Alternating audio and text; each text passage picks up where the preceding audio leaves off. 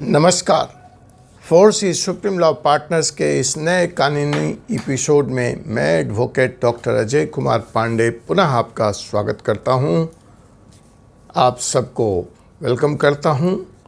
आज का यह मुकदमा फिर सुप्रीम कोर्ट से।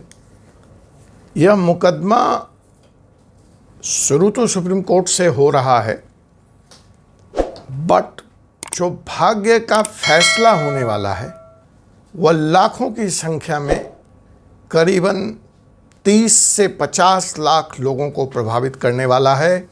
महाराष्ट्र के सपने की नगरी मुंबई, नासिक, पुणे और सांगली और कई अन्य नगरों को, कोल्हापुर इत्यादि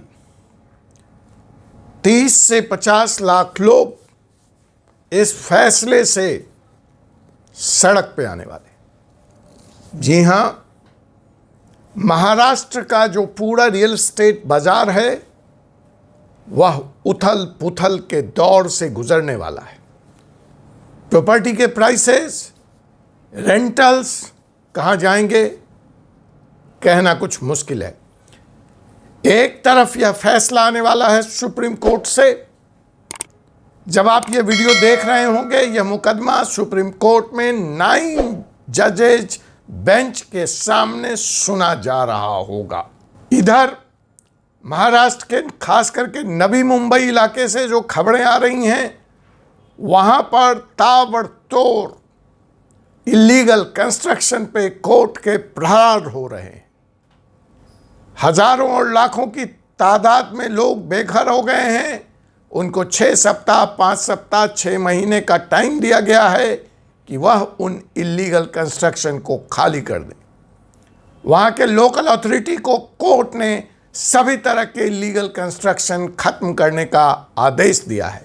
फिलहाल राहत की सांस यह है कि नवी मुंबई के कमिश्नर ने यह कहते हुए छूट ले ली है कोर्ट से कि अभी मॉडल कोड ऑफ कंडक्ट लागू है और ऐसी हालतों में इन बिल्डिंगों को डिमोलिश करना, इन बिल्डिंगों को तोड़ना, लोगों को बेघर करना संभव नहीं होगा, क्योंकि आफ्टर ऑल ये उनके fundamental rights, right to vote, constitutional right to vote को इफेक्ट करेगा और चुनाव के स्मूथ फंक्शनिंग में बाधा डालेगा। तो एक तरफ नवी मुंबई का इलाका इलीगल कंस्ट्रक्शन के नाम पर डिस्टर्ब है, प्रॉपर्टी बाजार में भारी उथल पुथल है, और दूसरी तरफ जिस निर्णय की बात मैं कर रहा हूं, अगर यह आ गया तो पता नहीं क्या होगा। हमेशा कोर्ट में मुकदमे 2 पक्षों के बीच में होते हैं। एक पक्ष हारता है, एक पक्ष जीतता है, लेकिन कोई भी हारे कोई भी जीते, अगर वह सिस्टम पूरे समाज को प्रभावित करता है, पूरे शहर को प्रभावित करता है, तो उसका परिणाम बाजार के प्रॉपर्टी प्राइस पे और अन्य तरह के बिजनेस पे पड़ना स्वाभाविक है। जी हाँ, मैं बात कर रहा हूँ महाराष्ट्र में प्रचलित पगड़ी सिस्टम की। जब मैंने एडवर्स पोजीशन पे एक वीडियो बनाया प्रतिकूल कब्जा कानून पर, जिसको 2021 में सुप्रीम कोर्ट ने उलट दिया अपने ही कानून को, और किराएदारों को यह हक दिया कि अगर 12 साल तक वो प्रॉपर्टी पे काबिज हैं तो वो प्रॉपर्टी के मालिकाना हक के लिए एडवर्स पोजीशन कानून के तहत, प्रतिकूल दावे के तहत कोर्ट का दरवाज़ा खटखटा सकते हैं। तो आप में से कई सुधी जनों ने, कई सुधी व्यूअर्स ने मुझे यह कहा कि मैं पगड़ी सिस्टम पे इस कानून का इंटरप्ले क्या होगा और इस पगड़ी सिस्टम पे भी कुछ वीडियो लेकर आऊं। तो उसी के तहत आज का यह मुकदमा है महाराष्ट्र का पगड़ी सिस्टम। देखिए इसका इंटरप्ले क्या होगा, इस पर तो अगली वीडियो में बात करेंगे, क्योंकि यही वीडियो लंबा होने वाला है। फिर आप कमेंट में मत लिखिएगा वकील साहब आप वीडियो लंबा कर देते हैं, ठीक है। तो चलिए आइए हम चलते हैं। तो देखिए ये एक पगड़ी सिस्टम है। यह वैसे ही किरायानामा की तरह ही सिस्टम होता है। देश में बहुत सालों से यह प्रचलित है। लोग इस पर प्रॉपर्टी लेते हैं, देते हैं, जैसे कि आप रेंट एग्रीमेंट के तहत, किराएनामे के तहत प्रॉपर्टी लेते और देते हैं। और जहां तक इसके कानूनी वैधता का प्रश्न है तो यह लीगलाइज्ड है, यह वैलिड है under section 56 of the rent control act 1999। Maharashtra rent control act के तहत भी यह वैलिड सिस्टम है और दुनिया ऐसे चल रही है। अब आप कहेंगे अचानक वकील साहब इसमें क्या उबाल आ गया? आप कह रहे हैं 30 से 50 लाख लोग इससे प्रभावित होने वाले हैं और सड़कों पर आने हैं। हाँ जी, ये बवाल ऐसा आ गया कि मुंबई के मालिकों ने, जी हाँ, मुंबई के मालिक एसोसिएशन ने, जिनकी प्रॉपर्टी पगड़ी सिस्टम के तहत किराए पर बरसों पहले दी गई है, उन्होंने महाराष्ट्र रेंट कंट्रोल एक्ट को और इस पगड़ी एक्ट को चैलेंज कर रखा है सुप्रीम कोर्ट में, जिस पर अगले सप्ताह सुप्रीम कोर्ट में 9 जज बेंचेस की सुनवाई होने जा रही है। अब इसमें दिक्कत वाली बात क्या है? वह यह है, इसमें दिक्कत वाली बात कि इसमें जो प्रमुख भूमिका है वह है महाराष्ट्र राज्य सरकार की, क्योंकि इस मुकदमा में जो मेन पार्टी है, मुकदमा तो देखिए पगड़ी धारक एसोसिएशन जिन्होंने पगड़ी देकर प्रॉपर्टी लिया है, और मालिक एसोसिएशन जिनका मकान है, जिनका स्वामित्व है, उनके बीच है। लेकिन इसमें जो मुख्य पार्टी है, जो मेन पार्टी है, वह है महाराष्ट्र सरकार, क्योंकि यहाँ पे चैलेंज किया गया है महाराष्ट्र रेंट कंट्रोल एक्ट को, जो एक्ट राज्य सरकार का है। अगर सुप्रीम कोर्ट ने इस एक्ट को ख़त्म कर दिया, नलीफाई कर दिया, तो इसका मतलब सिर्फ और सिर्फ एक होगा कि इन पगड़ी धारकों को बरसों से बनाए हुए इस प्रॉपर्टी पे अपना कब्जा छोड़ना पड़ेगा, या फिर मालिक के अनुसार नए मार्केट रेंट से उनको रेंट देना पड़ेगा। तो जी हाँ जनाब, इस सिलसिले में पगड़ी धारक एसोसिएशन के लोगों की एक मीटिंग महाराष्ट्र के स्पीकर राहुल नावेरकर जी से हुई। जस्ट इस कोर्ट की सुनवाई से पहले सुप्रीम कोर्ट में राहुल नावेरकर जी ने इनको यह वादा किया है कि सरकार आपके पक्ष को बड़ी गंभीरता से, बड़ी मजबूती से सुप्रीम कोर्ट में रखने जा रही है, रखेगी, और यह देखा जाएगा, यह सुनिश्चित किया जाएगा कि महाराष्ट्र रेंट कंट्रोल एक्ट अपने आप में अपने अक्षुण्ण रूप से एज इन टोटलिटी बना रहे।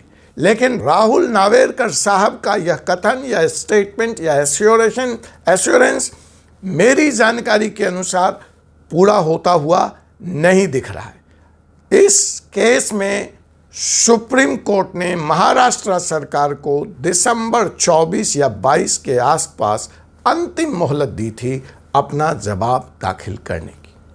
अब तक की प्राप्त जानकारी के अनुसार महाराष्ट्र सरकार ने अपना जवाब इस मसले में दाखिल नहीं किया है। तो राज्य जो मेन इसमें पार्टी है वह गौण है। अब इस स्थिति में यह मुकदमा लड़ा जाएगा स्वामित्व वाले लोग और पगड़ी धारक एसोसिएशन में, और फैसला करेगी सुप्रीम कोर्ट की 9 जज बेंच। तो ऐसा लगता है कि महाराष्ट्र की सरकार अपने ही बनाए इस एक्ट को, जिसके तहत पगड़ी सिस्टम रिकॉग्नाइज्ड है, प्रोटेक्ट नहीं करना चाहती। जब महाराष्ट्र सरकार ही एक्ट को ख़त्म कर देगी तो सुप्रीम कोर्ट भला क्या करेगा? और ऐसी हालत में लोगों का सड़कों पे आना, लोगों का अपने किराए के मकान से बाहर निकल जाना सुनिश्चित लगता है। जी हाँ, महाराष्ट्र रेंट कंट्रोल एक्ट तो चैलेंज है ही इस मुकदमे में। जो दूसरा एक्ट चैलेंज है वह है 1986 का महाडा लॉ, जो महाराष्ट्र सरकार को यह ताकत देता है, यह अधिकार देता है कि 1940 से पहले की जो बिल्डिंग सील कर दी गई हैं, रहने योग्य नहीं है, इस आधार पर सरकार वहाँ पर वर्तमान किराया के 100 गुना देकर लोगों से बिल्डिंग खाली करवा सकती है।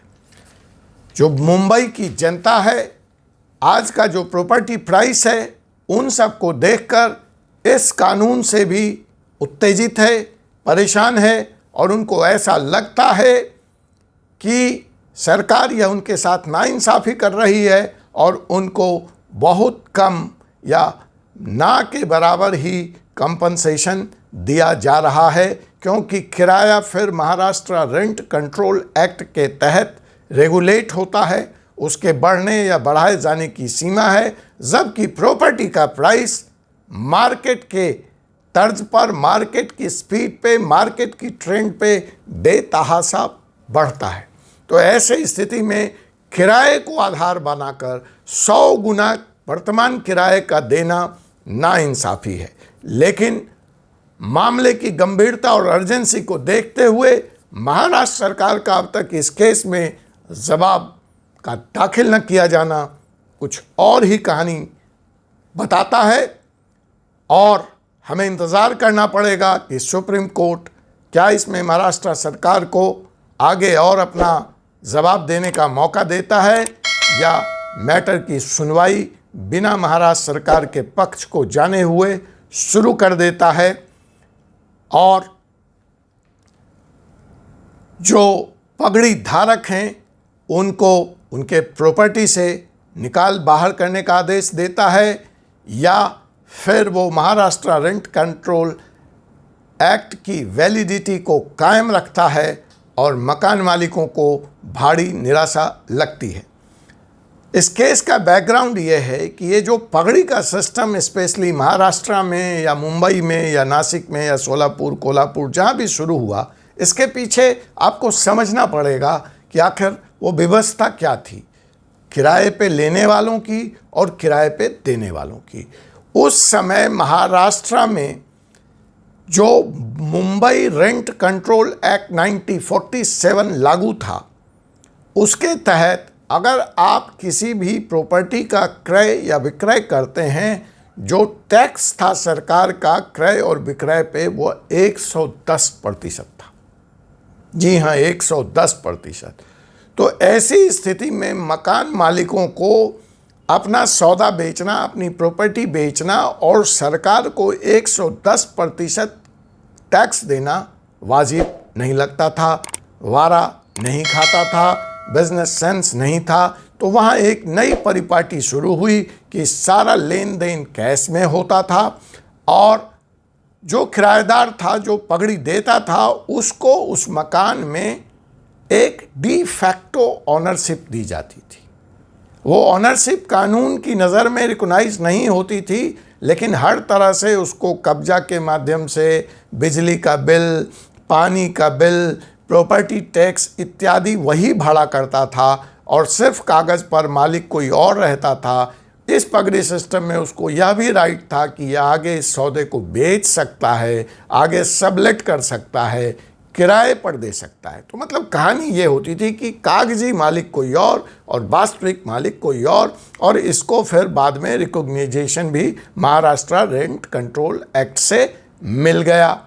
इसमें यह भी होता था कि जब यह प्रॉपर्टी आगे बिकती थी, किसी दूसरों के हाथ प्रॉपर्टी ऑनरशिप एक्सचेंज होती थी पगड़ी धारक द्वारा, तो मालिक को जो उसका कागजी मालिक होता था उस सेल्स वैल्यू का 30 से 40% हिस्सा भी मिलता था। यह सब बहुत अच्छा चल रहा था कि अचानक वहाँ पे प्रॉपर्टी ऑनरशिप ये महाराष्ट्र प्रॉपर्टी एक्ट आया और वहाँ से एसोसिएशन ऑफ पगड़ी धारक और इधर एसोसिएशन ऑफ ऑनर्स के बीच में विवाद शुरू हुआ। कई मुकदमेबाजी हुई और अंततः यह मुकदमा 1992 से शुरू होकर सुप्रीम कोर्ट में पहुंचा, जहां 9 जज बेंच अब इस पर अपना फैसला सुनाने वाले हैं। मैं चलते चलते आपको बता दूं कि यह जो कानून है पगड़ी सिस्टम, यह लीव एंड लाइसेंस अरेंजमेंट जो महाराष्ट्र में प्रचलित है और जिसकी वकालत हम रेंट एग्रीमेंट की जगह अपने वीडियो के माध्यम से आप लोगों से करते हैं, उससे भिन्न है। लीव एंड लाइसेंस एग्रीमेंट में मार्केट रेट पर रेंट लिया जाता है, प्रॉपर्टी किराए पे ली जाती है, लेकिन पगड़ी सिस्टम में बिकॉज एक रकम या प्रॉपर्टी की उस समय की जो मार्केट वैल्यू थी उतनी रकम ऑलरेडी ऑनर को अदा कर दी गई है, इसलिए उसका किराया बहुत कम होता है और उन लोगों के लिए ऐसा संभव नहीं है कि मार्केट रेट पर किराया देना संभव होगा या देना चाहिए उनको। और अगर यह पगड़ी सिस्टम नलीफाई होता है, महाराष्ट्र रेंट कंट्रोल नलीफाई होता है, तो इसका प्रभाव पूरे मुंबई में बट खास करके एरिया लाइक पालघर, वसई, विरार इत्यादि जगहों पे देखा जा सकता है या देखा जाएगा। सुवाड़कर पाथ, बुधावर पाथ, पुणे के ये दूसरे एरिया हैं जहां इस तरह का सिस्टम भारी डोमिनेंट है, जहां प्रचलित है। साथ के साथ नासिक के शहर कोल्हापुर, सांगली और दूसरे इलाके भी इस कानून से प्रभावित हो सकते हैं। हम लगातार इस मुकदमे पर नज़र बनाए रखेंगे और सुप्रीम कोर्ट की जो भी सुनवाई होगी उसकी ताज़ा अपडेट इस कानूनी चैनल में लेकर आएंगे। अब मुझे doctor Ajay Kumar Pandey, advocate, Supreme Court of India को अनुमति दीजिए। आपसे पुनः मुलाकात होगी एक ऐसे ही कानूनी एपिसोड के साथ एक अगले एपिसोड में। धन्यवाद। जय हिंद, जय भारत।